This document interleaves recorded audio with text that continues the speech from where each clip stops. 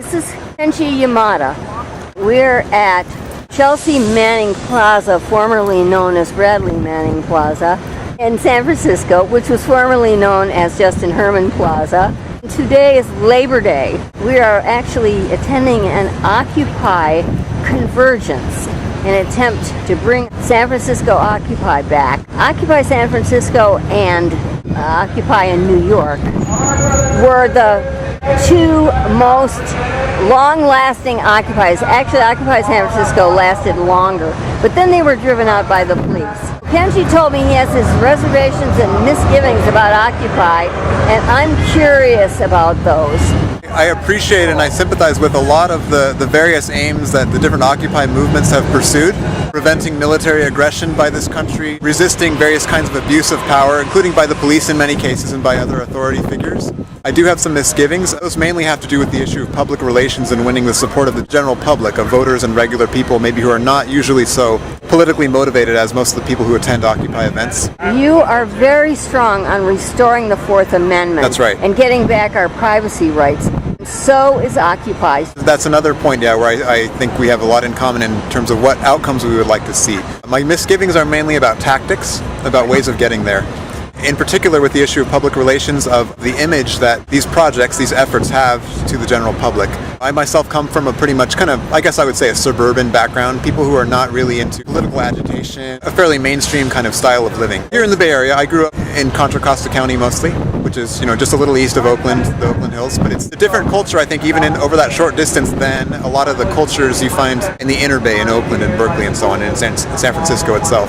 So the people that I hear from, the people who in my own life, my family, my friends, the people who I've grown up with, etc., who I would like to win over or get more engaged in these issues of brutality, of abuse of power, of protecting our Fourth Amendment rights, etc., they tend to be repelled or I guess made suspicious or wary by some of the image that I see Occupy projecting, both by the style, by the way people dress and speak and etc., and the style of events and gatherings, and by the particular actions like shutting down a port or blocking a bridge. Like was done in Occupy Oakland. Exactly. I appreciate the reasons why Occupy does these things. I see there are merits in different kinds of tactics and different reasons for thinking different kinds of tactics will be effective in different circumstances. But I think for the goals that I share with Occupy, what has to happen is for policy to move, policy and government. And for that to happen, there have to be very great shifts in public opinion on a large scale. Tactics which alienate the public, or at best fail to engage them, I think are not helpful to that goal and in many cases directly counterproductive to it. And I see that in concrete terms sometimes when I talk to my own family and friends and try to interest them in these things. When the name of Occupy is mentioned, some people have made clear how they see Occupy, the image that they have in their minds. And it's often an image of dirtiness, of lack of focus, of lawless behavior. And these are not images that are conducive to winning those people over to help pursue the goals which Occupy does have and I share. Do we have any ideas about what the Occupy movement or people should do instead? What I would like to see happen with Occupy, given my own opinions about what tactics are effective, would be a focus on very civil kinds of engagement. Organizing, letter writing campaigns, different kinds of public communication with members of Congress to express opinions in large numbers, protests that are strictly lawful, coordinated with the police, and avoid a tone of aggression or hostility towards the police. Tone matters, as well as the substance of actions in changing the way people see the credibility of an action or of a group.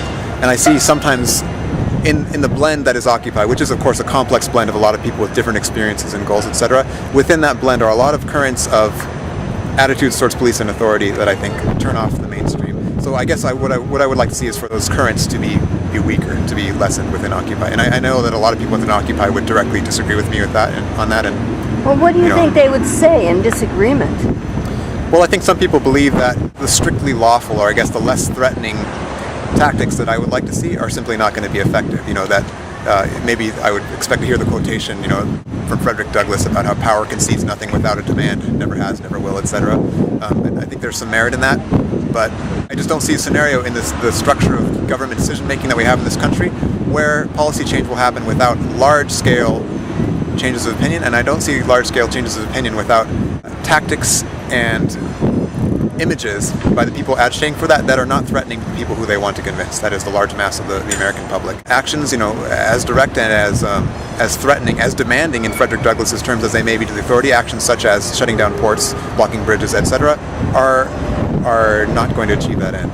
That's where our disagreement lies, I think. Many of the Occupy people would like to change the structure of the entire culture, the structure of government, the structure completely.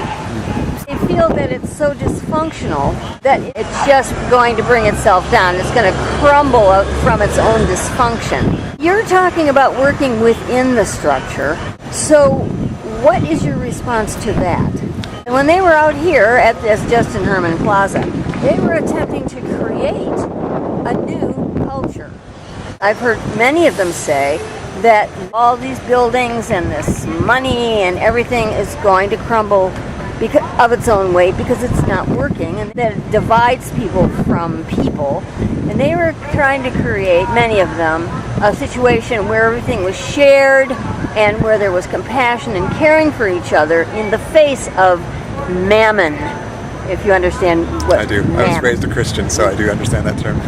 Mammon is a term from the King James translation of the Bible, and it refers to wealth as a corrupting evil.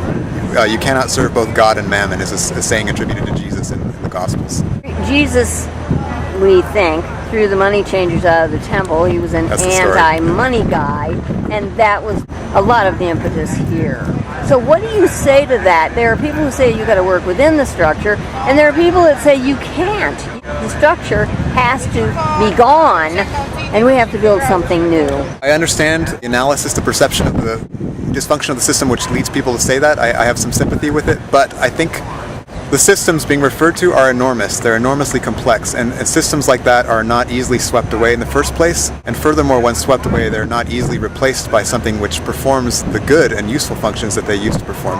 I say are not easily. I think, honestly, simply they won't happen. It's a task beyond the ability of any human community to simply sweep away the existing structure of their society and replace it with something clearly better.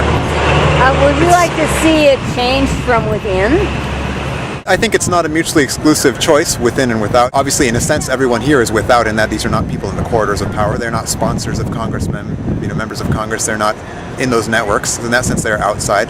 But in a sense, we're also inside in that we are voters. We have various kinds of distributed influence. To try to choose one or the other is a mistake. It's a complex question. As far as whether we want to pursue, revolutionary versus incremental change. As much as I've been able to learn from history in different societies, attempts to sweep away great evils wholesale inevitably have unanticipated consequences, which are often worse than what preceded them. And I'm wary of that as a goal.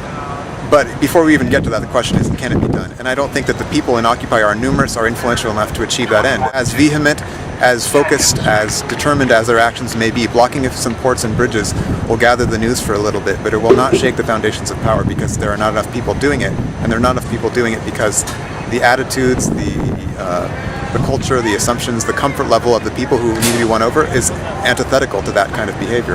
And that gets back to the same issue I'm talking about with public relations being paramount to the effectiveness of this movement. You came out to this Occupy event today. Did you see anything that impressed you? At this gathering right now, I see some of the same things that impressed me at many other similar gatherings, at past Occupy gatherings. An attitude of caring and sharing and wanting to make sure others besides yourself and your own family and friends are provided for. I admire that greatly. I sympathize with it. I think we need to see more of it. And maybe on that point I should emphasize, you were mentioning about how Occupy often tries to model the changes that occupiers would like to see of creating systems of sharing, systems of distribution of resources that don't depend so much on personal avarice and so on.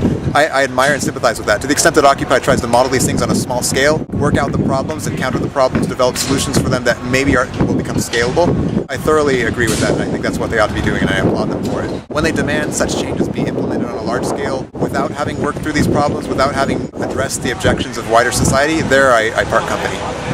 Kenji, thank you so much. Thank you, Karen. Now, the only other thing to answer is, what does that mean on your shirt? Oh, How do you pronounce it? And second of all, what does it mean? It's pronounced Po Povrapoi. It's in the Albanian language. I was a Peace Corps volunteer in Albania for 2 years, and I learned the language there, and it means, yes, I'm running. It's actually more text on the back of the shirt. Yes, I'm running. And you were a Peace Corps person. Yeah. Let's see the back. So this says, "Iban mir shondeti tuai provojeni," which means it's good for your health, try it. And this shirt is in fact a lie and a hypocrisy on my part because I don't run, I ride my bike. Biking's good. It is good. We'll do another clip on your Peace Corps experience. All right. That's really great.